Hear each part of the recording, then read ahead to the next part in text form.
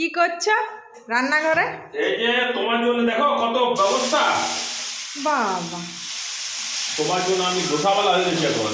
হ্যাঁ ধোসাওয়ালা, নিজে যখন বানাচ্ছি আরে। ধোসাওয়ালা হয়ে যাচ্ছে। হ্যাঁ ধোসাওয়ালা, হ্যাঁ। ধোসা তৈরি করছি, দেখো তুমি খাবে হুম।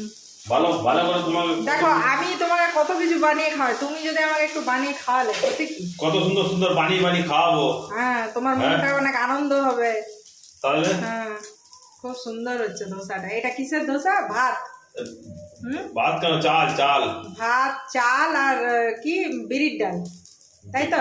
বিরির আমি ডাল ওটা আর- ভিজিয়ে গেছিলাম আর এটাকে পেস্ট করে, আর দেখছি যে ঠিক মহারাজ ধোসা করতে ঢুকে গেছে রান্নাঘরে, বউকে সারপ্রাইজ দেওয়ার জন্য। দেখছি এই যে পার্লার থেকে আসবে, খিদা পাবে, ওই জন্য আমি ঝাল ঝাল খেতে পছন্দ করি। এই যে গাদা গুচ্ছে লঙ্কাও কাটা হচ্ছে কাঁচিতে, আর এই যে গরম গরম ধোসা হচ্ছে।